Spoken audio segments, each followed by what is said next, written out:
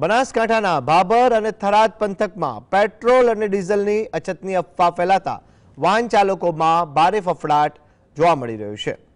ભાભરના 2 થી 3 પેટ્રોલ પંપો પર જથ્થો ખૂટી જતા તે બંધ કરવાની ફરજ પડી હતી, જેના કારણે અન્ય પંપો પર રાત્રિના સમયે પણ વાહનોની લાંબી કતાર જોવા મળી છે।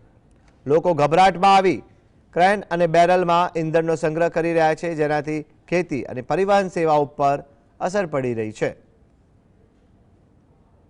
पेट्रोल ની અત્યારે અછત છે તો એ અત્યારે ભાભર ગામમાં મળતું નથી, તો એ લાઈનો લાગી છે।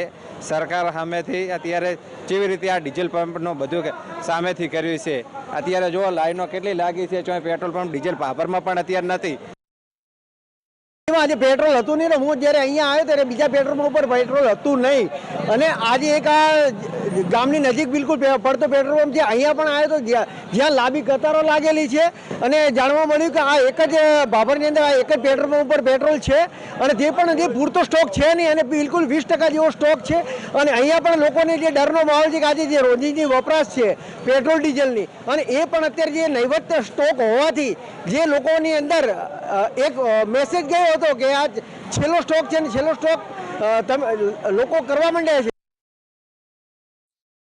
યુદ્ધના કારણે અત્યારે ડીઝલ અને પેટ્રોલની જે અછતની અફવાઓ ઉડી રહી છે, ત્યાં અફવાના કારણે અત્યારે ભાભરમાં પણ ડીઝલ અને પેટ્રોલને એક જ પંપે જે જોવા મળી રહ્યું છે, ત્યારે અત્યારે એક પંપ ઉપર જે મોટી મોટી લાઈનો લાગી છે, અને મોટા મોટા બેરલો લઈ અને અત્યારે ડીઝલનો પણ સ્ટોક લોકો કરવાનું ચાલુ કરી દીધું છે।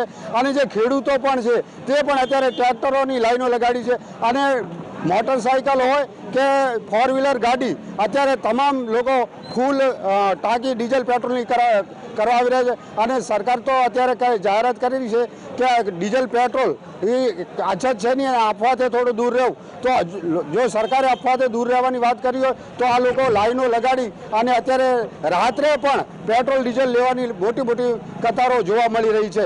મહેન્દ્ર પટેલ, GSTV, ભાભર, બનાસ।